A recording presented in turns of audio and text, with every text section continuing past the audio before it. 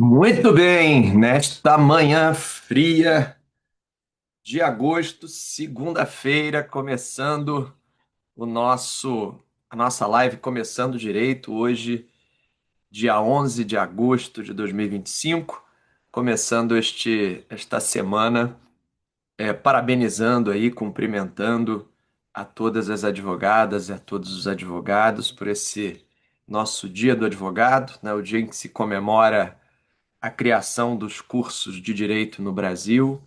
Então, fica aí o meu fraterno abraço a todas as advogadas e todos os advogados que, como eu, acordamos todo dia pensando como começar direito, como pensar o direito, como fazer melhor, como buscar evoluir todo dia na defesa dos interesses dos nossos clientes, na defesa dos interesses da sociedade, aqueles que são advogados públicos e estão ali todo dia na labuta da defesa do interesse público. Vai aqui o meu fraterno abraço. Feliz Dia do Advogado a todos e a todas. Deixa eu ajustar aqui a luz do meu vídeo.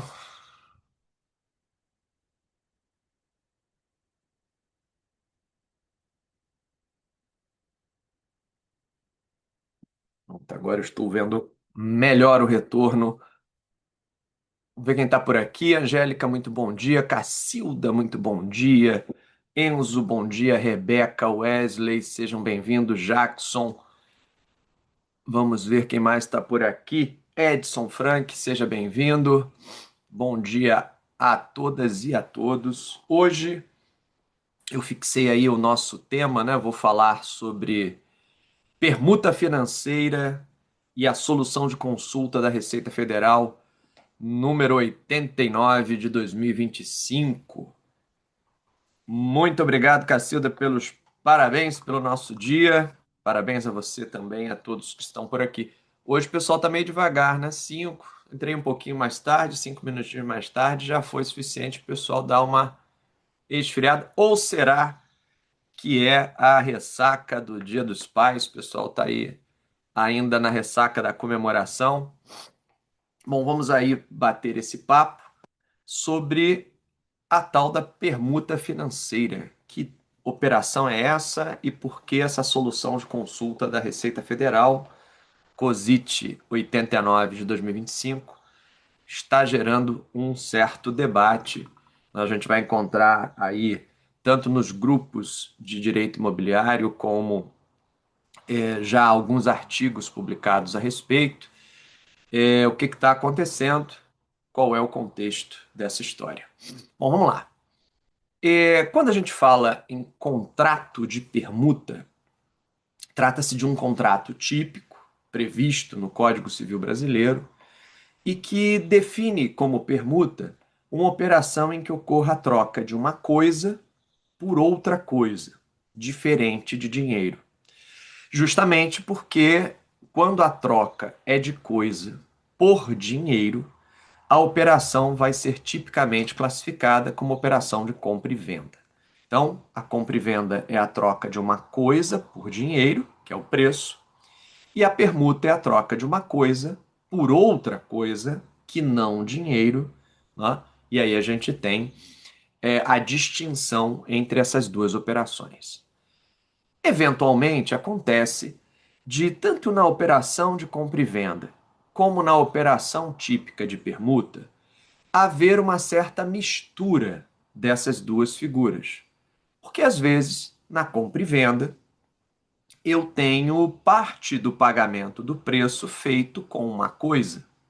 Então eu tenho uma entrega de coisa mais dinheiro. E às vezes, também nas operações de permuta, eu tenho um complemento da troca de coisas feito em dinheiro, a chamada torna em dinheiro, em que a troca das coisas tem as coisas trocadas têm valor desigual e para fazer o acerto, o equilíbrio dessa troca, é feito um complemento em dinheiro chamado torna. Então, tanto a compra e venda às vezes apresenta parte do preço pago com coisa, como na permuta, às vezes eu tenho a necessidade de uma transferência de dinheiro para completar ali a diferença e equalizar a diferença entre o valor das coisas. De um modo geral, a doutrina ela vai reconhecer que tanto a compra e venda quanto a permuta podem ter essa pequena variação. Então, tanto na compra e venda, uma pequena parte pode ser dada por coisa, em complemento ao preço, como na permuta, uma pequena parte pode ser dada em dinheiro para equalizar o valor das coisas. E isso não modificaria, portanto, na essência, a operação que você estaria praticando. Nem a primeira deixaria de ser compra e venda, nem a segunda deixaria de ser permuta. Beleza, tudo certo. E o que vai determinar se o que eu tenho é uma compra e venda com parte do preço em coisa ou se o que eu tenho é permuta com torna, né, com um complemento em dinheiro?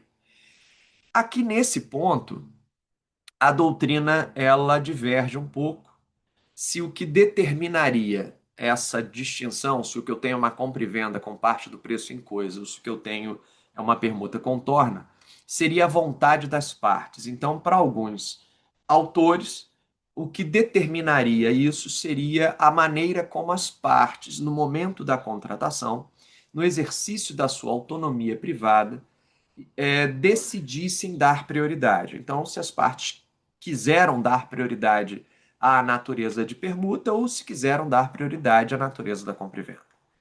Enquanto, para outros autores, o que determinaria essa prioridade, né, o que seria de fato mais determinante para conferir a natureza jurídica da operação, seria o valor econômico daquela prestação. Então, se o que prepondera é o preço, o valor econômico do preço é o que prepondera, pago em dinheiro, e que a coisa entregue seria apenas um pequeno complemento da operação, a compra e venda seria preponderante. Então, seria uma compra e venda em que parte do preço foi pago através da dação de uma coisa. Se, por outro lado, o que preponderou em valor foi a troca de coisas, não uma coisa por outra coisa, e que a torna o valor em dinheiro que complementa e equaliza essa troca seria um valor menor, então a permuta seria o que naturalmente preponderaria, então a natureza preponderante seria da permuta e a gente estaria diante de uma permuta com torna. Então, para uma corrente, o que determinaria o negócio preponderante seria a vontade das partes, pura e simplesmente, e para a segunda corrente, o que determinaria o negócio preponderante seria o valor da prestação. Aquela prestação que tivesse valor mais significativo determinaria a natureza da prestação. Certo? Sob o ponto de vista prático, né, aqui a gente estava falando de uma discussão teórica. Sob o ponto de vista prático, essa distinção ela vai ter um reflexo no direito tributário. Né? É no direito tributário, mais do que no direito civil, que a gente vai ter a questão da importância da discussão se eu estou diante de uma permuta ou se eu estou diante de uma compra e venda. Isso porque a maneira como se tributa essas duas transações é bastante diferente. Então, se por um ponto de vista teórico existe uma divergência sobre qual das duas transações deve prevalecer, sobre o ponto de vista prático, a gente tem que olhar isso no enfoque do direito tributário para saber qual a tributação que vai efetivamente ali incidir. Se é a tributação da venda ou se é a tributação da troca, que são, repito, tributações diferentes, principalmente quando a gente está diante do mercado imobiliário. No mercado imobiliário, isso é especialmente relevante porque é especialmente diferente. Caroline, seja muito bem-vinda. Rodrigo, muito bem-vindo. Aline, cheguem mais. Guilherme, vamos comunicar aí ao pessoal que essa live começou. Ela começou com 5 minutinhos de atraso, mas hoje a gente está com um público, não sei se é porque está muito frio, o público tá devagar hoje, tá todo mundo meio devagar. Ó, não batemos ainda o nosso número tradicional das manhãs de segunda. Deixa eu dar uma aquecida aqui com esse cafezinho. Vamos avisando aí o povo que já estamos por aqui. Bom, então vamos lá. Mas por que que é diferente a questão tributária? Por que que na prática a gente distinguir a operação como sendo compra e venda ou como sendo permuta vai ter um impacto muito significativo? Bom, no direito imobiliário, as transações de compra e venda, as transações de compra e venda geram a necessidade de que seja apurado o imposto de renda relativamente ao ganho de capital entre o valor de aquisição originário do imóvel e o valor pelo qual ele está sendo vendido. Então, nas operações de compra e venda de bens imóveis, eu tenho que fazer essa apuração do ganho de capital. Qual foi o valor originário de aquisição? Qual é o valor pelo qual eu estou fazendo essa venda? E essa diferença gera uma necessidade de apuração do imposto de renda sobre esse ganho de capital. Por outro lado, na permuta imobiliária, na troca de um imóvel por outro imóvel, existe uma isenção na incidência do imposto de renda sobre ganho de capital, desde que eu preserve o valor histórico de aquisição na minha declaração de imposto de renda da pessoa física. Então, se eu mantenho, no momento em que eu faço a troca, eu mantenho o valor histórico do meu imóvel anterior. Ao lançar na minha declaração o imóvel novo, eu não realizo aqui o lucro, e porque eu não realizo nesse momento o lucro, eu não apuro o ganho de capital. Eu vou apurar o ganho de capital se e quando eu tiver lucro no momento da venda do imóvel novo. Eu vou botar isso num exemplo prático para a gente organizar as ideias. Então, imaginemos aqui o seguinte: que eu tenho um apartamento e esse meu apartamento eu adquiri por R$ 500.000 no ano de 2010. Então, eu tenho um apartamento adquirido por R$ 500.000 no ano de 2010. Eu chego agora, aqui no ano de 2025, e eu faço uma permuta desse apartamento por uma casa na Serra, tá? Eu vou comprar, então, eu vou permutar o meu apartamento com uma casa na região serrana aqui do estado do Rio de Janeiro. Se eu faço essa troca por valores iguais, ou seja, não há complemento aqui de preço em dinheiro, a gente apenas troca um imóvel pelo outro. O que que eu vou precisar fazer para não ter que recolher o imposto de renda sobre ganho de capital neste momento? Eu vou precisar pegar esta casa na região serrana, que eu estou recebendo em troca do meu apartamento, e colocá-la na minha declaração de imposto de renda como tendo sido adquirida pelo valor histórico com que eu adquiri o apartamento lá em 2010. Então eu estou adquirindo essa casa em 2025, mas eu vou lançá-la na minha declaração de imposto de renda como tendo sido adquirida pelo valor de R$ 500.000, que é aquele valor histórico pelo qual eu adquiri o apartamento lá em 2010. Ah, André, mas a casa está valendo R$ 2 milhões. A casa está valendo R$ 2 milhões, mas se eu colocar na minha declaração que eu a estou adquirindo pelo valor atual de R$ 2 milhões, a Receita Federal entende que eu realizei o lucro. Quando eu trago para minha declaração de imposto de renda o valor atual do bem, a Receita Federal, então, considera que houve o ganho de capital. E isso vai me obrigar a pagar imposto de renda sobre essa diferença entre 500 mil, valor histórico pelo qual eu havia adquirido meu apartamento, e R$ 2 milhões, o valor agora que eu vou estar atribuindo a essa permuta. Então, para garantir que eu não tenha que pagar imposto de renda neste momento, para que eu garanta que essa permuta imobiliária não será fato gerador de ganho de capital, eu preciso observar exatamente essa paridade. Vai entrar essa casa na minha declaração de imposto de renda e ela vai entrar pelo valor histórico de 500 mil, que foi por quanto eu comprei o apartamento em 2010.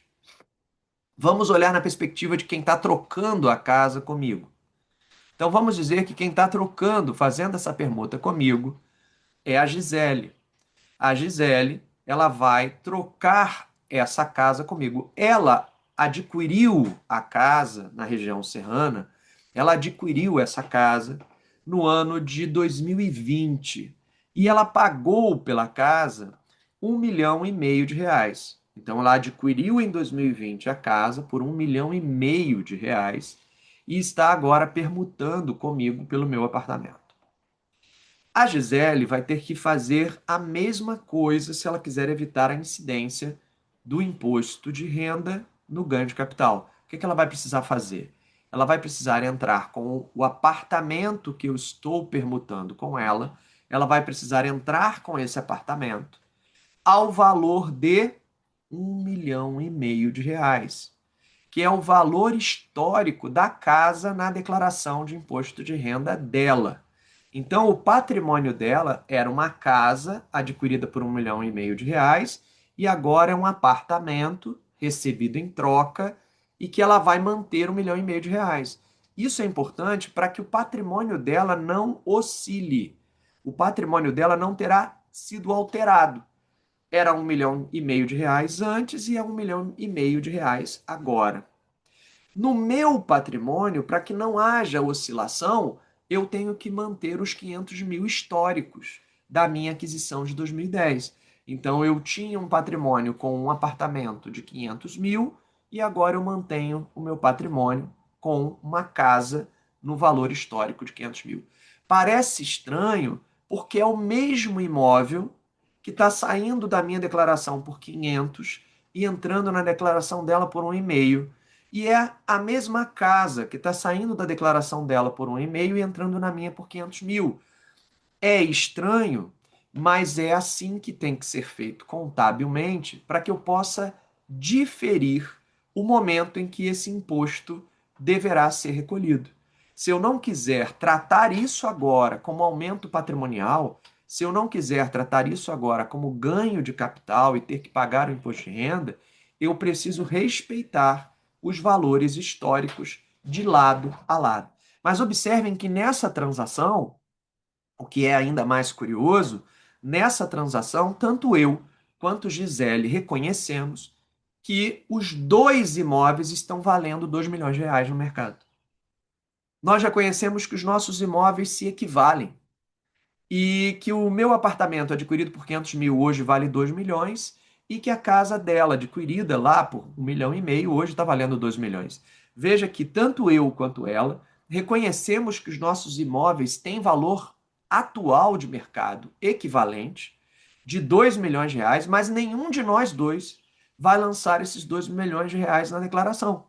Porque se nós fizermos isso, nós estaremos reconhecendo neste momento o dever de apurar o ganho de capital e a necessidade de pagar o imposto de renda. Então, quando bem assessorado, o permutante faz uma operação que gerará para ele, neste momento, uma isenção de imposto de renda. Não tem nenhuma fraude, não tem nenhuma sacanagem, não tem nada, nenhuma simulação. É apenas a maneira como a legislação tributária permite que o proprietário permutante realize as transações de troca imobiliária. É imóvel por imóvel, preservado o valor histórico de cada aquisição, lado a lado. Veja que nesse meu exemplo não teve complemento em dinheiro. Não foi necessário fazer nenhum complemento em dinheiro. As duas transações foram de valores equivalentes. Neide, você está me dizendo aqui que travou. Alguém mais pode confirmar? Para mim, aqui não apareceu nenhuma informação de oscilação de sinal, tá? Pode ter sido aí, eventualmente, na sua internet. Aqui, para mim, não gerou nenhum travamento. Pois bem, poderia ser que o meu apartamento ou a casa da Gisele tivesse um valor acima, tivesse um valor maior, o meu apartamento fosse um pouco mais caro, ou a casa fosse um pouco mais cara. Ah, beleza, Jorge. Quem mais aqui? Jane, obrigado. O pessoal tá me dando um retorno, está tudo ok, tá? Então, Neide, foi por aí. Depois, aqui, o pedaço travado, eu vou compartilhar esse vídeo, como eu faço sempre, eu vou compartilhar esse vídeo no meu feed aqui, no próprio Instagram, e depois ele sobe lá pro canal do YouTube, tá? André Roberto, lá no YouTube, tem todas as lives que a gente realizou ao longo desse tempo aí. Bom, vamos dizer que um desses dois imóveis tivesse um valor maior do que o outro. Vamos dizer que o meu apartamento estivesse valendo 2 milhões, mas a casa da Gisele estivesse valendo 1.800.000. Então, nós reconhecemos que os nossos imóveis têm valores diferentes quando estamos realizando a transação. E a Gisele disse para mim: olha, eu complemento, como a minha casa vale 1.800.000, eu complemento 200.000 em dinheiro.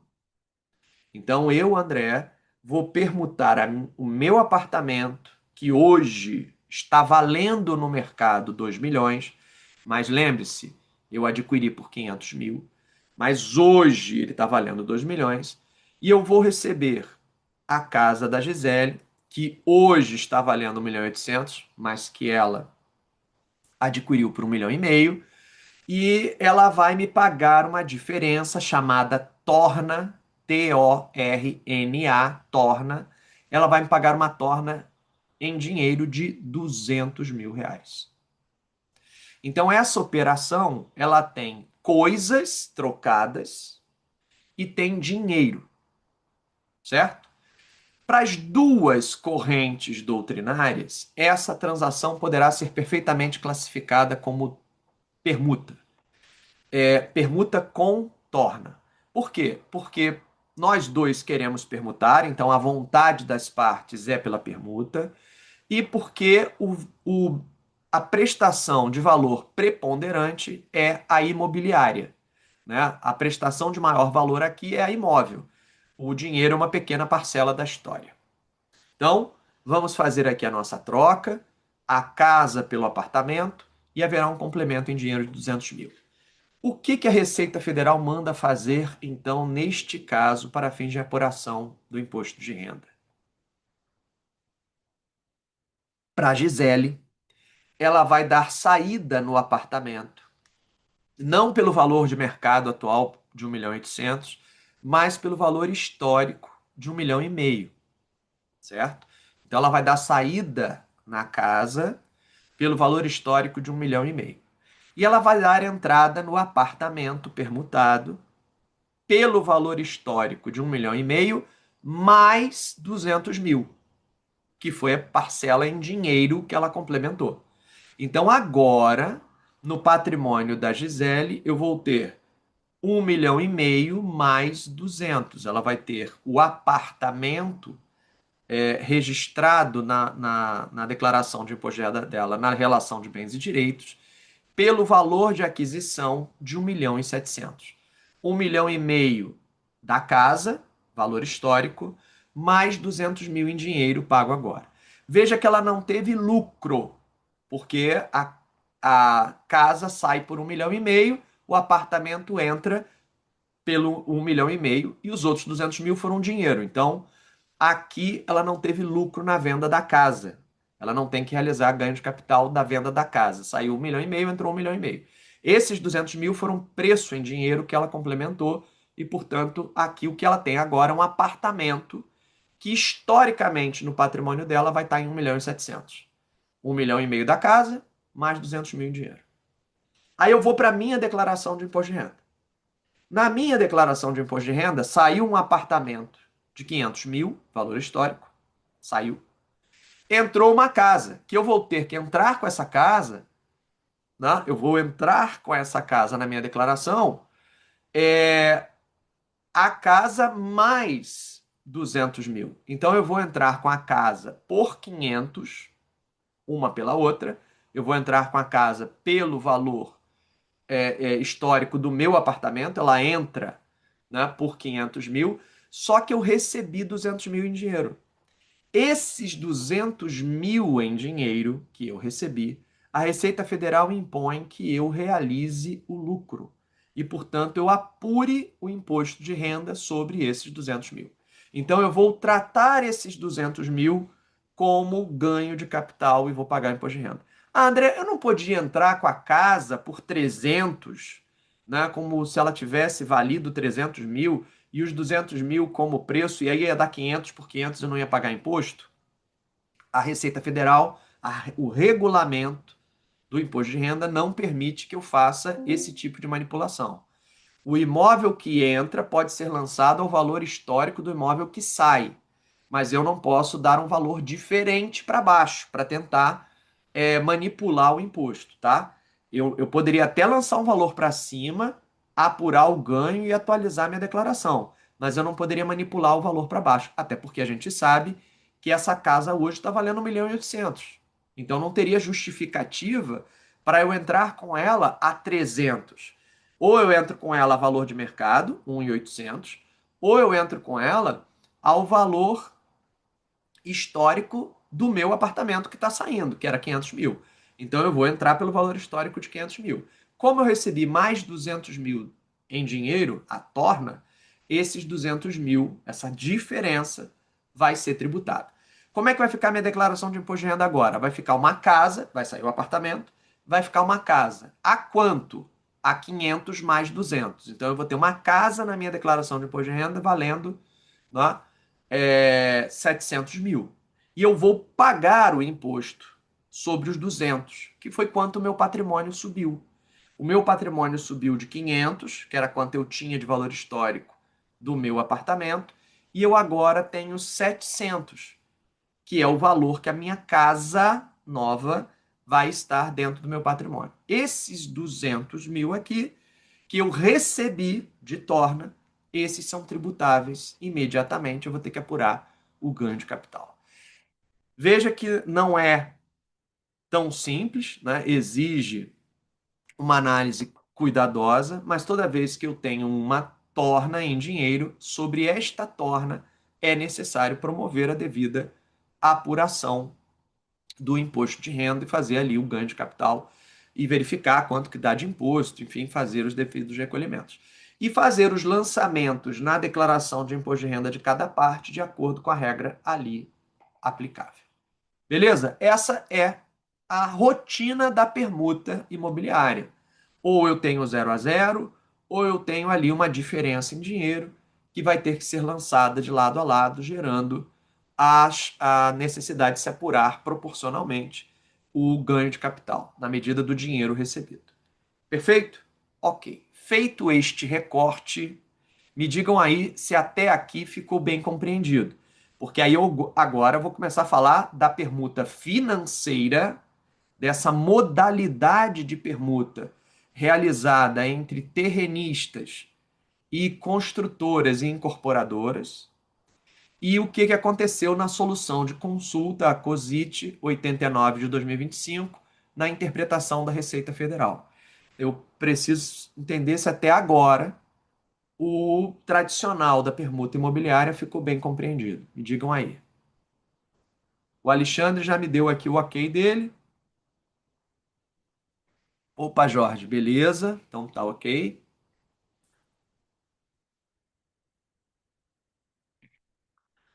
Ih, rapaz, o pessoal tá lento no ok, não sei mais se tá ok realmente. Ah, não. O Ronald tá mandando aqui também.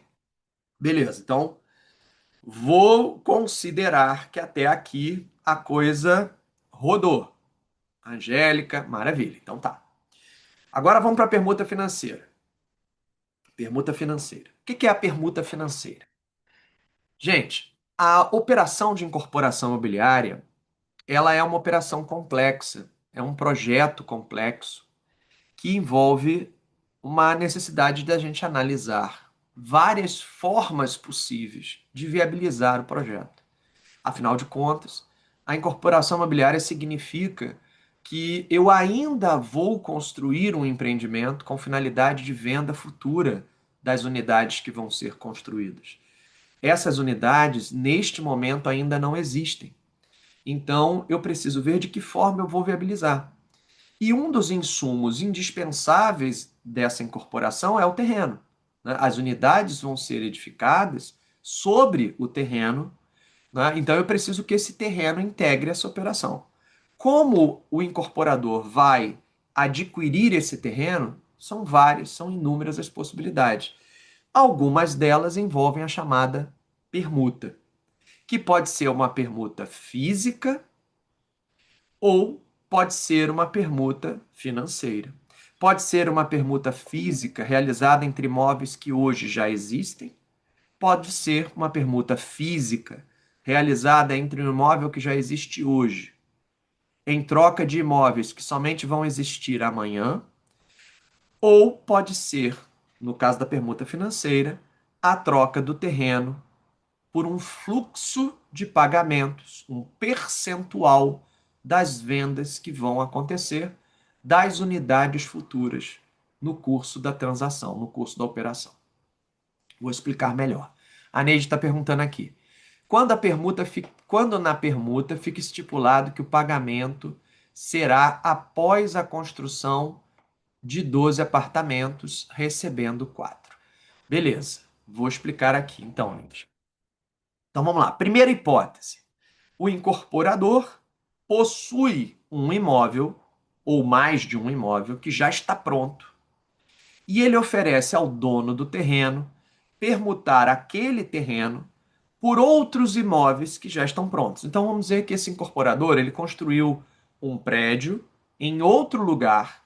Esse prédio já está pronto. Lá naquele prédio, o incorporador detém ainda algumas unidades que são dele e ele oferece ao dono deste terreno aqui algumas das unidades de lá. E aí eu vou fazer permuta daquela unidade ou daquelas unidades por este terreno.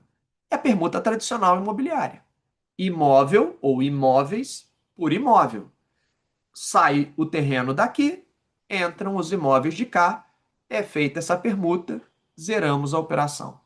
Se não houver parcela em dinheiro, cada um faz os seus lançamentos, o incorporador lança na sua contabilidade isso, o terrenista lança no seu imposto de renda o que ele recebeu na troca pelo valor histórico do terreno que está saindo e cada um segue a sua vida. Permuta imobiliária entre imóveis já existentes, cada um sai com o seu e vida que segue. Segunda hipótese. Segunda hipótese, o incorporador diz assim: olha, eu não tenho nenhum imóvel aqui pronto, em estoque, dentro do meu patrimônio que eu possa te dar imediatamente. Mas neste empreendimento, neste aqui, onde vai ser feita a construção, no seu terreno, terrenista, eu vou construir 12 apartamentos, pegando o exemplo aí da Neide. Eu vou construir 12 apartamentos e eu te dou aqui 4 apartamentos. Então, eu vou construir 12 apartamentos, 4 serão seus em troca desse terreno. E essa operação pode ser feita e ser tratada como permuta. Se não houver complemento em dinheiro, não haverá aqui para o dono do terreno a necessidade de apurar imposto de renda de ganho de capital. Basta que ele, né, saia o terreno, entrem as unidades e elas entrem pelo valor histórico do terreno e eu vou aproveitar tributariamente todas as vantagens decorrentes da permuta. Tá? A legislação tributária permite que, mesmo em se tratando de unidades futuras, eu possa fazer essa troca preservando as regras da permuta e, portanto, sem a necessidade de ter que recolher imediatamente o ganho de capital. Vou ter que respeitar no imposto de renda o valor histórico, né, do terreno que saiu pelas unidades que vão entrar. Então, vão entrar 4 apartamentos pelo valor histórico do terreno que saiu. Gente, isso não tem nada a ver com ITBI, tá? O imposto de transmissão vai ser pago pelo valor de mercado dessas unidades. Tá? O imposto de transmissão, o ITBI, vai ser pelo valor atual. O imposto de renda é que me permite fazer este tipo de declaração. Então, não me importa que cada apartamento, para fins de ITBI, tenha custado R$ 1 milhão cada um, e que o valor histórico do terreno fosse 500 mil. Não importa. Eu vou fazer uma declaração do imposto de renda na forma da legislação de imposto de renda. E eu vou recolher o ITBI na forma da legislação de ITBI. Não tem problema nenhum em relação a isso. Essa operação vai seguir sem eu ter que recolher o ganho de capital agora. Eu vou recolher o ganho de capital quando eu vender os apartamentos no futuro, tá? Então eu vou lançar ali, digamos, cada apartamento a 125 mil, são quatro, né? Que somados vão dar os 250 mil do meu terreno. Então eu vou entrar com os quatro apartamentos, os quatro somados 250 mil, vou atribuir 125 mil a cada um no meu imposto de renda e vai sair o terreno. Quando eu vender esses apartamentos, o valor histórico de cada um vai ser 125 e o valor de venda eu vou pagar o imposto de renda quando chegar o momento específico disso. Então, permuta imobiliária física, a gente consegue evitar a incidência imediata do imposto de renda na pessoa física do permutante, seguindo as regras do regime do imposto de renda. Beleza? Seja por imóveis atuais, seja por imóveis futuros, eu consigo preservar essa não incidência imediata do ganho de capital, desde que eu lance corretamente, faça corretamente esses lançamentos na declaração de imposto de renda do permutante. Show? Maravilha? Tá, mas e a permuta financeira? O que é? Bom, a permuta financeira é outra coisa. A permuta financeira é o negócio pelo qual, permuta financeira é o negócio pelo qual, aliás, antes de eu falar da permuta financeira, deixa eu ver aqui, a Lunardelli, é isso? Lunardelli, acho que é. Professor, é naqueles casos em que a pessoa permuta o imóvel por valor inferior. Exemplo, permuta de imóvel que vale 300 por imóvel que vale 100, mais 20 mil de torna, por exemplo. A pessoa. Tá, então aqui, ó, você vai fazer o seguinte: se, né, o imóvel que está entrando ele é realmente de valor atual menor, ele é realmente de valor de mercado menor, e os 20 mil complementam o preço que, somado, ainda é menor que os 300, não tem ganho de capital sobre a torna, tá? Porque aqui eu posso demonstrar que o imóvel que está entrando, somado à torna, não ultrapassa o valor de mercado, não ultrapassa o valor atual de mercado, não ultrapassa o valor histórico de aquisição do imóvel que está saindo. Então eu tenho um valor que está do imóvel que está saindo, que eu adquiri por 300 e eu estou recebendo em troca um imóvel que hoje vale no mercado 100 mais 20 mil de torna. Então, na verdade, eu estou tendo prejuízo na transação. E eu posso estar tendo prejuízo porque, por exemplo, o imóvel pode estar com algum embaraço, foi invadido, pode ter alguma discussão e eu estou aceitando ter prejuízo. Não tem problema, eu não vou ter que pagar imposto de renda se eu não estou tendo ganho de capital. Mas aí eu vou ter que trabalhar pelo valor atual de mercado para provar a Receita que eu não estou tendo ganho de capital, tá? O que eu não posso é pegar o valor histórico de um imóvel, que historicamente é 100 mil, mas que hoje está valendo 800 mil, e querer lançar como se fosse prejuízo. Querer lançar aqui na saída do meu como se eu estivesse tendo prejuízo. Porque a valor atual de mercado eu estou tendo lucro, tá? Se realmente a valor atual de mercado, o imóvel que eu estou recebendo na troca, vale menos do que o valor de aquisição originário do meu imóvel, né, do imóvel que está saindo, eu não tenho lucro. Eu não tenho apuração de lucro, então eu não teria ganho de capital para pagar, tá? Agora eu vou ter que ver como é que isso vai, se isso realmente é o que está acontecendo. Se for, não tem problema, tá? O meu ganho de capital só acontece quando de fato o meu patrimônio se eleva. O que eu não posso é manipular os valores para tentar produzir um falso prejuízo. Mas se isso de fato estiver acontecendo a valor de mercado, aí é uma questão só de correto lançamento. Isso vale para compra e venda também? Vale. Isso também vale para compra e venda. Às vezes eu comprei um imóvel a 300 mil e estou vendendo ele a 200 porque o mercado despencou, porque houve, sei lá, uma questão de segurança pública que desvalorizou muito a região e eu estou precisando vender aquele imóvel rápido. Estou vendendo por 200 mil, o valor atual de mercado, e eu tinha comprado por 300, sofri prejuízo. Então não tem ganho de capital a apurar, mesmo tendo sido compra e venda. Eu só tenho que pagar imposto de renda na venda quando o valor de venda, o preço recebido, ele excede o valor de aquisição do bem que está sendo alienado, tá? Se não, se houve prejuízo efetivo, ou se não houve lucro, ficou no zero a zero, comprei por 300, estou vendendo por 300, aí não tem apuração de ganho de capital, tá? Não há ganho de capital a ser tributado. Né? No momento que eu faço a comparação entre o valor de entrada e o valor de saída, não há aumento a ser tributado. Essa é a ideia, tá? Aí vamos lá, vamos para a questão da permuta financeira. Aline, eu respondo a você daqui a pouquinho, tá? Essa tua pergunta da permuta e da dação em pagamento, eu respondo a você daqui a pouquinho.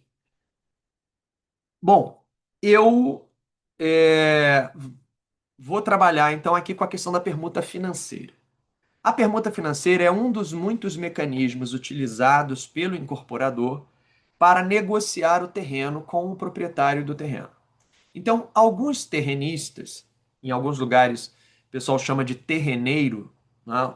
O terrenista ou terreneiro, aquele que é dono do terreno e está realizando a operação, o negócio com o incorporador, às vezes esse terrenista ele não quer imóveis, ele não quer receber as unidades imobiliárias no futuro. Ele não quer esperar o empreendimento ficar pronto para receber unidades, etc. Ele prefere receber a parte dele já em dinheiro. E ele então negocia com o incorporador para receber em dinheiro. A parte que caberia a ele, ao invés dele receber em coisas, ele quer receber em dinheiro. E aí, o mercado, ao negociar isso, chama isso de permuta financeira, que é uma operação em que, vamos pegar o exemplo da Neide, que eram 12 apartamentos construídos e 4 apartamentos dados na permuta. Vamos transformar isso em percentual da operação. Então, transformando isso em percentual da operação, eu vou ter ali que 1/3 daquela operação vai pertencer ao terrenista, os outros 2/3 pertencem ao incorporador. Esse 1/3 da operação que vai pertencer ao terrenista, ao invés de se ajustar em imóveis, ao invés de combinar que isso vai ser dado ao terrenista em unidades imobiliárias, as partes convencionam que isso vai ser dado em percentual do valor vendido, em percentual do volume de vendas realizado. Então eles negociam o seguinte, que está sendo transmitido o terreno do terrenista para o incorporador e que o incorporador vai pagar por este terreno o equivalente a 1/3 do preço que ele receber durante as vendas do empreendimento. Então, na medida em que as vendas do empreendimento vão sendo feitas, para cada venda feita, 1/3 dessa venda vai para o terrenista, 2/3 dessa venda ficam com o incorporador. Então, o terrenista, em nenhum momento, recebe imóvel na troca. Ele recebe dinheiro. Ah, mas é um percentual da venda dos imóveis. É um percentual da venda dos imóveis. Mas ele não chega a receber em nenhum momento imóveis. Ele já recebe diretamente dinheiro. Então, ele recebe um percentual do fluxo de vendas. Por quanto está sendo feita a permuta? Eu não sei exatamente quanto, porque é 1/3 do valor total das vendas. E no momento em que eu vou lançar um empreendimento imobiliário, eu tenho uma estimativa de por quanto os apartamentos vão ser vendidos. Mas, embora eu tenha uma estimativa de por quanto os apartamentos vão ser vendidos, eu não tenho certeza de quanto realmente será o valor de venda. Porque vai depender do mercado comprar, vai depender dos compradores, do fechamento dos negócios. Pode ser que aquele empreendimento ele acabe não tendo o valor estimado, o mercado pode entender que aquele empreendimento não vale isso tudo, e as vendas serem feitas a valor menor, e aí vai ser um terço daquele valor menor. Pode ser que o mercado receba muito bem aquele empreendimento, que a procura seja maior do que a oferta e que por isso o lucro da operação seja maior até do que o estimado, ou seja, que o valor de venda tenha sido maior do que aquele que se estimava antes. E aí o terrenista vai receber um terço desse valor maior. Então, o que nós temos aqui é uma operação em que eu estou trocando o terreno por dinheiro, só que por uma quantia indeterminada. Eu sei que é um terço do volume total de vendas feitas pelo incorporador, mas eu não sei exatamente quanto será esse volume total. Então é um terço do volume total, mas quanto será esse volume total? Não sei. Esse volume total pode ser baixo, pode ser igual ao esperado, pode ser superior ao esperado. Vai depender do mercado. Pode ser que eu venda tudo rápido, pode ser que demore a vender, pode ser que fiquem unidades encalhadas. O terrenista, ele combina receber o fluxo dentro do volume de vendas realizado. Então, ele aceita risco. Esse permutante que está fazendo a permuta financeira, ele aceita que entrar no risco do fluxo de vendas do incorporador. Porém, gente, e aí é que está a grande questão tributária, ele aceita entrar no risco do fluxo de vendas, mas ele não entra no negócio de incorporação de maneira formal.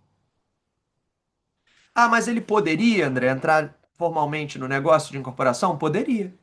Ele poderia, por exemplo, o terrenista poderia ter dito o seguinte: olha, beleza, eu entro de sócio do empreendimento. E a minha participação societária de um terço vai se dar através da integralização do terreno. Então eu vou entrar de sócio, por exemplo, numa sociedade de propósito específico, uma SPE, em que eu vou ter um terço da sociedade, dando como integralização do capital o meu terreno, e você, incorporador, vai ser sócio nos outros dois terços, entrando com o capital necessário para a construção do empreendimento e para o desenvolvimento da própria atividade imobiliária. E aí nós seremos sócios, cada qual sócio daquela pessoa jurídica, e na medida em que aquela pessoa jurídica vai realizando o empreendimento e promovendo as vendas, a gente vai distribuindo o lucro na proporção. Um terço do lucro vai para o sócio terrenista, dois terços do lucro vai para o sócio incorporador. Só que quando eu faço isso, eu entro de sócio na sociedade, eu vou receber a minha participação não sob a forma de resultado imediato das vendas, mas sim por meio da distribuição de lucros e dividendos de qualquer sociedade. Ou seja, eu vou ter que apurar contabilmente, né, todas as despesas dessa sociedade, todos os custos adicionais, todos os riscos, e no final distribuir os resultados. E se houver prejuízo, eu vou ter que participar do prejuízo na medida do meu capital social. Né? Eu vou ter que assumir ali o ônus e o bônus, inclusive perante os consumidores finais que estão adquirindo as unidades, eu vou ser sócio. Então eu vou ter certa responsabilidade por conta do risco da desconsideração da personalidade jurídica nas relações de consumo. Também como sócio, eu vou ter riscos trabalhistas, na medida da responsabilidade que um sócio pode ter numa reclamação trabalhista. Então, quando eu, terrenista, entro de sócio na SPE, que vai desenvolver o empreendimento, eu entro no bônus e no ônus. Qual é a vantagem de eu entrar de sócio na SPE? A vantagem é que a apuração do lucro na contabilidade da SPE vai se dar pela legislação tributária da incorporação. E a legislação tributária da incorporação traz a possibilidade de um regime especial de tributação chamado RET, RET. Então a SPE pode fazer o RET do empreendimento, o regime especial de tributação do empreendimento, recolher uma tributação sobre aquele empreendimento ali em torno de 4% e distribuir os dividendos ao terrenista, o lucro sobre a operação para o terrenista de forma isenta. Então o terrenista receberá o lucro isento de imposto de renda, que terá sido tributado no regime especial pela própria SPE. Então existe um benefício aqui dele entrar de sócio e ter ali aquele benefício fiscal do RET. Mas não é só de benefício que vive a operação da SPE. Ela vive também do ônus de eu ser sócio e, como sócio, assumir as responsabilidades que a sociedade atrairá, com os riscos de discussões consumeristas e com o risco de discussões trabalhistas. Então, eu não tenho só bônus, eu tenho ônus. Então, muitos terrenistas dizem assim: não quero isso não. Eu não quero ser sócio da empresa que vai desenvolver o empreendimento imobiliário, porque eu não quero ter essa responsabilidade. Eu não sou um empreendedor imobiliário, eu não domino, eu não tenho know-how, eu não sei administrar o negócio, eu não quero assumir esse risco e ficar com o meu patrimônio mais comprometido além do terreno. Eu quero limitar o meu risco à permuta. Eu quero limitar o meu risco ao terreno em si. E aí vem essa figura híbrida da permuta financeira, que tenta dar ao terrenista o benefício do fluxo das vendas numa proporção do empreendimento, de acordo com o que foi negociado, e ao mesmo tempo ele não ser sócio da incorporadora perante consumidores, trabalhadores e fisco. Então, eu teria o fluxo das vendas sem ter a responsabilidade de sócio. Não parece maravilhoso? Eu vou receber o fluxo de venda, mas eu não vou participar do empreendimento como sócio e, portanto, eu não vou ter o ônus de participar diretamente da sociedade. Beleza. Muitos terrenistas olham para a permuta financeira e falam: é isso que eu quero. Eu quero receber o fluxo das vendas, eu aceito o risco de que as vendas sejam rápidas ou demoradas, que sejam em valor mais alto ou mais baixo, mas eu quero receber o dinheiro da venda sem ter que participar da sociedade. Ah, beleza. Então tá. É isso que eu quero. Tá, é isso que eu quero, mas como tributa isso? Eu tributo isso como permuta, eu tributo isso como regime especial tributário da incorporação, o RET, ou eu vou tributar isso como preço na pessoa física, como se fosse uma compra e venda a prazo, em que cada parcela do preço exige que eu apure o ganho de capital proporcional. O que vocês acham? Que é tudo permuta, lança o dinheiro como se fosse imóvel, faz de conta que é imóvel e não paga nada. Dois, não, lança como dinheiro, mas tributa como se fosse o regime especial de tributação da incorporação, como se aquele terrenista fosse sócio da incorporadora. Ou três, tributa, mas não é permuta, é como se fosse uma venda a prazo, a valor indeterminado, e na medida em que cada pagamento vai sendo feito, você vai apurando o ganho de capital proporcional, como se fosse uma compra e venda a prazo. Bom, a solução de consulta da Receita Federal, a COSIT 89 de 2025, vai dizer: tributa como se fosse uma compra e venda a prazo. E você vai calcular o ganho de capital da pessoa física, do terrenista, de acordo com o regime do imposto de renda, a cada pagamento recebido. Você vai calcular o ganho de capital proporcional à parcela recebida, como se fosse uma compra e venda a prazo, porque afinal de contas, embora as partes tenham denominado o negócio de permuta financeira, o que existe de fato é uma compra e venda a prazo. O que está acontecendo é que o terrenista está vendendo o terreno para o incorporador a um preço em dinheiro, que vai ser pago parceladamente de acordo com o fluxo de vendas que o incorporador fizer do empreendimento e com base em um percentual previamente pactuado. Então, o terrenista vai receber a sua parcela do preço periodicamente e a cada parcela recebida, ele vai calcular o imposto de renda proporcional e vai fazendo o pagamento do imposto de renda. Estamos juntos até aqui? Qual é a crítica que parte do mercado está fazendo? É que parte do mercado estava se valendo da tributação do regime especial tributário do RET. Estava fazendo o seguinte: o incorporador tributa pelo RET o todo, paga os 4% de imposto do regime especial de tributação da incorporação e faz o pagamento líquido ao terrenista como se fosse uma distribuição de dividendos isenta de nova tributação. Ó, já recolhi aqui no RET, então estou te pagando a sua parcela livre de nova tributação. O problema é que na permuta financeira, o terrenista não entrou de sócio. Ele não integrou a sociedade especial, de propósito específico daquele empreendimento. Então, ele não está recebendo, de fato, contabilmente aquilo como dividendo. Ele está recebendo aquilo como preço. Então, quando aquele preço entra no patrimônio dele, mesmo já tendo sido descontado o RET, ele tem que pagar o imposto de renda da pessoa física.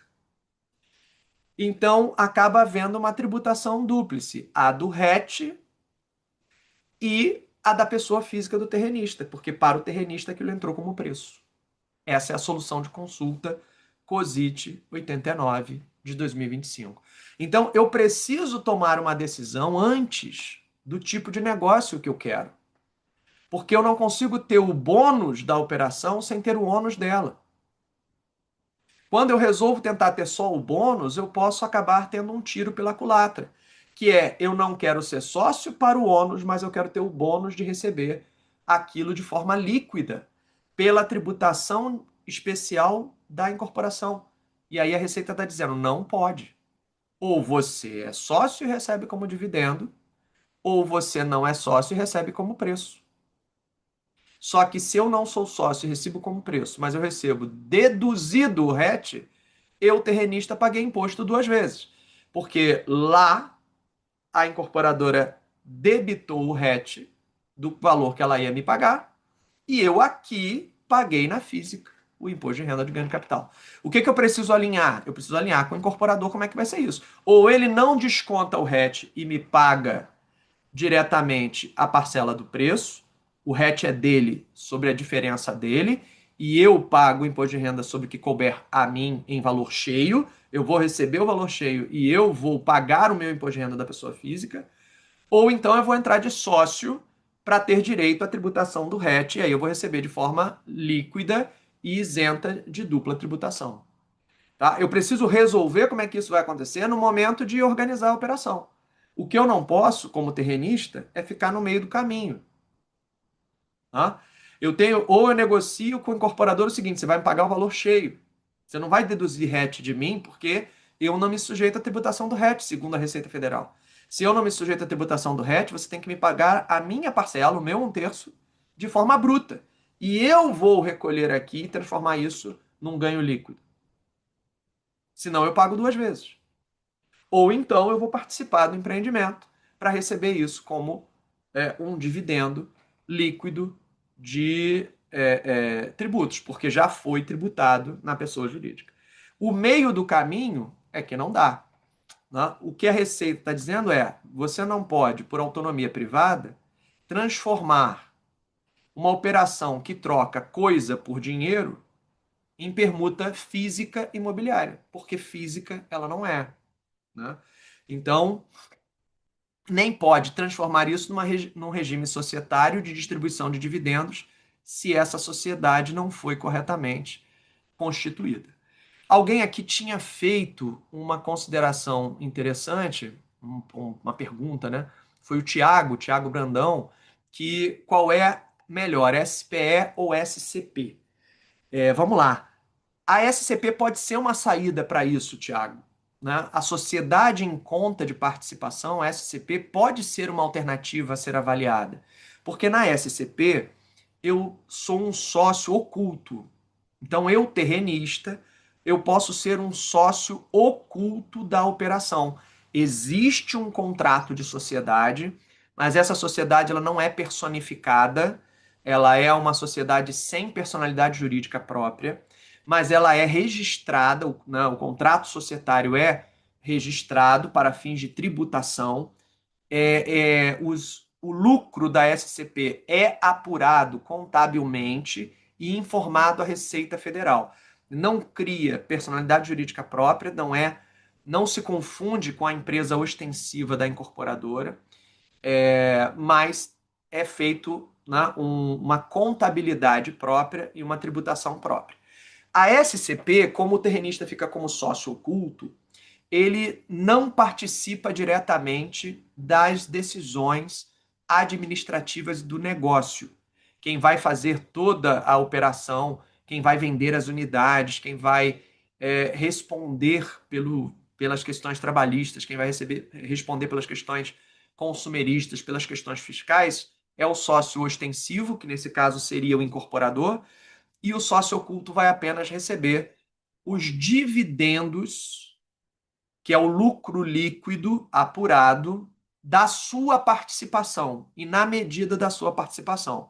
Então é feita uma contabilidade própria daquela SCP, o lucro líquido apurado paga-se ao investidor, que é justamente esse sócio oculto, e ele recebe, sim, líquido de tributação, porque ele recebe como dividendo. Então já foi tributado o negócio, já foi tributado na sociedade, né? E ele recebe a participação dele como sócio oculto. Então ele recebe aquilo como distribuição de lucro. Aí, beleza. Se eu faço isso sob um regime de SCP e eu recebo a minha participação na operação como lucro distribuído, aí eu vou poder me valer do benefício tributário, mas eu tenho que construir a operação dessa maneira. O que eu não consigo é tentar fugir dos modelos societários disponíveis, ou tentar criar um modelo não reconhecido dentro do contexto, né, do direito tributário e do direito civil, né, tentar apenas por uma nomenclatura mudar a natureza jurídica da operação para tentar obter uma tributação diferenciada. Então, eu tenho que ficar bastante atento com o modelo de negócio, para que o meu modelo de negócio entregue ao meu cliente exatamente aquilo que ele espera, não exatamente tudo que ele deseja, porque ele pode desejar o mundo, mas eu não necessariamente será possível entregar a ele tudo aquilo que ele deseja. Ele vai ter que fazer escolhas. Qual o melhor caminho a percorrer? Vou assumir um pouco mais de risco? Vou assumir menos riscos? Vou receber fisicamente? Vou receber em dinheiro? Vou receber à vista? Vou receber a prazo? E aí vai se fazendo a estimativa de custo-benefício para uma adequada tomada de decisão. Tá certo, gente? Então, há várias formas de fazer isso possível. Não existe uma única maneira de fazer, há várias formas de fazer. Mas eu preciso fazer isso de uma maneira que seja adequada, né, à natureza jurídica reconhecida pelo ordenamento jurídico. Eu não posso aqui querer, apenas usando nomes diferentes, tentar manipular. Tiago, olha o problema. Se eu, na SCP, estou garantindo um valor fixo de lucro, eu estou fugindo da contabilidade, concorda? Porque lucro é o resultado líquido ou presumido, porque pode ser lucro presumido, é o resultado líquido do lucro real ou o resultado presumido no lucro presumido, apurado contabilmente. Eu não posso, se eu estabelecer um valor fixo de lucro que não corresponda ao valor apurado na contabilidade, eu vou ter um problema.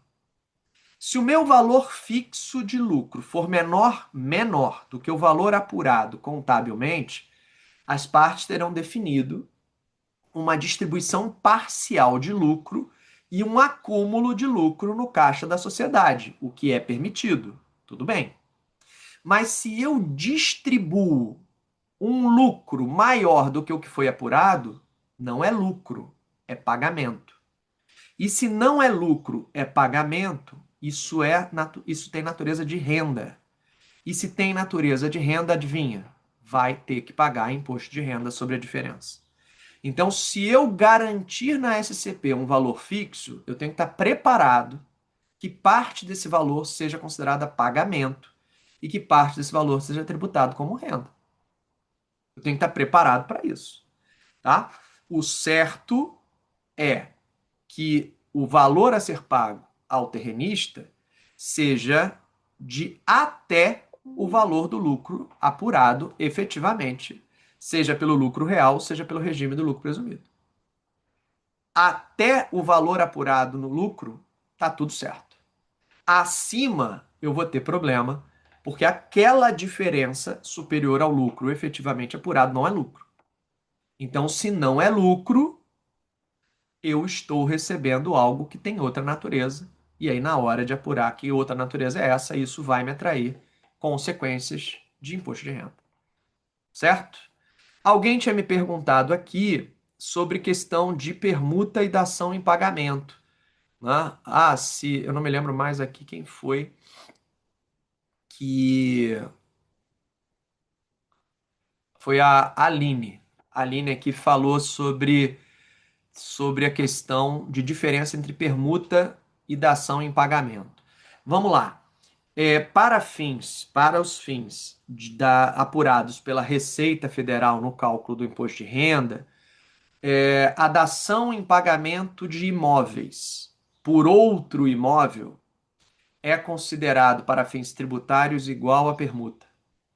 Então, se eu der 3 imóveis em pagamento em troca de um imóvel, é imóvel por imóvel e eu posso tributar da mesma maneira que eu calculo a tributação da permuta. Vai ter aqui, para fins tributários, a equiparação ao regime de troca. Beleza? Por isso que às vezes a gente faz a operação de permuta por meio da troca de um terreno hoje pela dação em pagamento de unidades futuras. E aí eu troco o terreno de hoje pela dação em pagamento de unidades que ainda vão ser construídas. E a gente dá a essa troca de terreno por dação em pagamento de unidades a natureza fiscal de permuta e trata isso aqui tributariamente como permuta, tá? Esse ponto, isso é reconhecido pela Receita Federal. Isso também é reconhecido na Lei Complementar 214 de 2025, a Lei da Reforma Tributária, isso está lá expressamente mencionado. Né? Isso é uma questão que já encontra instrução normativa da Receita, instrução normativa 107, desde a década de 1980, então não é uma questão nova. Então, sim, é possível conferir a dação em pagamento de imóveis, a natureza de permuta para fins de tributação, a gente pode ter aqui o mesmo resultado tributário, certo? Se o Alexandre pergunta, professor, e se a operação não foi feita na pessoa física, mas sim na pessoa jurídica, que faz parte de uma holding, como fica a operação? Aí, Alexandre, muda a operação porque eu vou ter que trabalhar com o regime tributário dessa holding. Aí eu vou ter que entender como é que é a atividade econômica dessa holding, se esse imóvel é estoque, faz parte da atividade operacional da holding, ou se esse imóvel é um ativo imobilizado de uma holding que tem uma outra atividade econômica preponderante, porque aí muda completamente o regime tributário, altera completamente a maneira como isso aqui vai ser tributado. Pode ser do céu ao inferno, Alexandre. Pode ser que eu tenha nessa holding uma tributação mais baixa que da física, ao invés de eu ter que recolher os 22% de ganho de capital da pessoa física, recolher apenas 6%. Como eu posso ir para o inferno e ao invés de ter que recolher os 22% da pessoa física, ter que recolher 35% de ganho da jurídica. Isso pode ser péssimo ou pode ser muito bom, mas só vai dar para saber entendendo como é que está a contabilidade dessa holding. Tem gente que faz isso sem prever o custo-benefício depois e sai, né, achando que está indo para o céu e está indo para o quinto dos infernos. Tá? Então eu posso ter uma variável gigantesca, de 6% a 35% de tributação em cima dessa mesma operação, dependendo de como isso tenha sido organizado. Tá? Não, é, é, no caso de jogar esse terreno para uma pessoa jurídica, tem que pensar muito bem como é que essa pessoa jurídica vai ser estruturada e como esse terreno ou esses imóveis que vão ser recebidos na troca vão ser contabilizados, tá? Porque muda completamente o custo tributário da operação. Tiago perguntando aqui, na SCP eu posso ter distribuição desproporcional de lucro? Você tá que tá, hein, Tiago? Vamos lá. A questão da distribuição desproporcional de lucro, ela é, por si só, um fator que já gera discussão, tá? Que é eu dizer o seguinte: eu vou receber de distribuição de lucro mais ou menos do que a minha participação nas cotas do investimento, né? Então, numa sociedade normal, sem ser a SCP, numa sociedade limitada, significaria, por exemplo, eu ter 40% das cotas da empresa, o Thiago ter 60%, e a gente combinar que a distribuição de lucro vai ser 50-50. Portanto, ele está recebendo menos do que o percentual de cotas que ele tem e eu estou recebendo mais. A gente pode combinar isso? Pode. Mas geralmente a gente tem que justificar isso no próprio negócio, dentro da própria operação.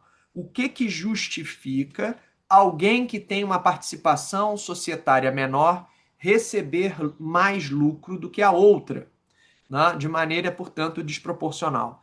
Geralmente, a justificativa está no envolvimento que cada parte vai ter no negócio ou o quão estratégica é a participação daquele indivíduo no negócio. Às vezes, porque ele vai emprestar o nome, reputação, imagem. Então, eu posso ter vários motivos justificáveis para ter uma distribuição desproporcional de lucros. É o caso da sociedade de advogados, por exemplo. Eu posso ter dois sócios numa sociedade de advogados, cada um 50% do capital, mas que eles vão distribuir o lucro de acordo com o envolvimento de cada um na captação dos clientes.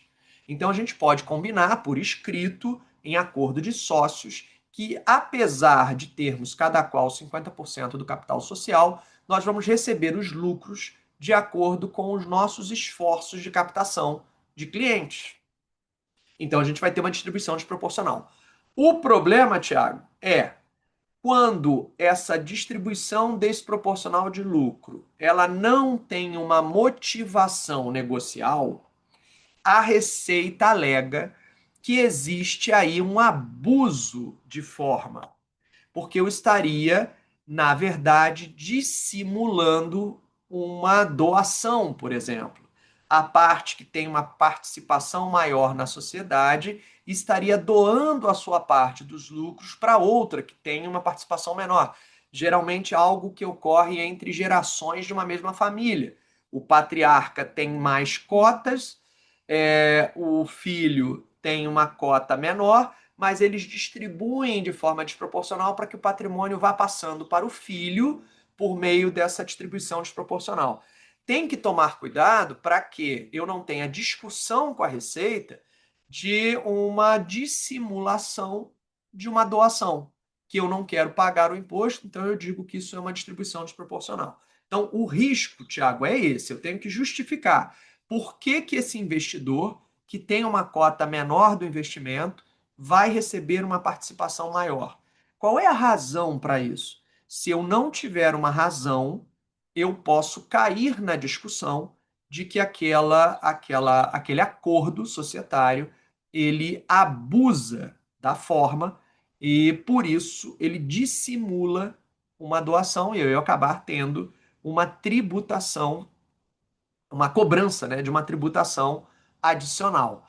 Então, eu recomendo pensar muito bem nas justificativas para que eu tenha essa distribuição desproporcional, coloque isso escrito num acordo de sócios, muito bem documentado, para que eu depois possa ter instrumentos de enfrentamento caso ocorra uma fiscalização e ocorra uma autuação. Tá certo? Então, toda a distribuição desproporcional hoje é um ponto de atenção. A gente fazia, né, o mercado fazia isso no passado muito sem justificar, sem fazer nada, mas como a gente começou a ter a Receita trabalhando em cima disso, principalmente as receitas estaduais, que deixam de ganhar o imposto de transmissão, atuando, discutindo e trazendo risco, é bom que esse risco esteja bem organizado ali para a gente não ter problema. Tá certo? Maravilha, gente. Ó, hoje a live foi gigante, né? A gente está aí com 1h15 mais ou menos de live. Então eu vou me despedindo de vocês neste Dia do Advogado, parabenizando mais uma vez a todas as colegas, todos os colegas pelo dia de hoje. Né? A profissão cada vez nos exige mais desafios, tem sido uma guerra a cada dia. Né? Aqui no Rio de Janeiro, por exemplo, a gente vive uma situação esdrúxula em quem atua no contencioso, que é o Tribunal de Justiça aqui do Rio, resolveu que não importa aonde as partes residam, a causa pode ser distribuída para qualquer fórum regional. Isso tem feito com que ações sejam distribuídas para localidades 60, 80 quilômetros de distância, à revelia do interesse das partes e à revelia do interesse dos advogados que passam a estar aqui num desafio diário. A cada tribunal de justiça a gente enfrenta uma situação, né, diferente. Todo dia é um desafio, então minha solidariedade aí, meu carinho a todos os colegas advogados e advogadas, né, pelo dia de hoje. Vou fechando essa live, começando mais uma semana direito e desejando a todos vocês um excelente dia e uma excelente semana. Até a nossa próxima live. Tchau, tchau, gente. Um abraço.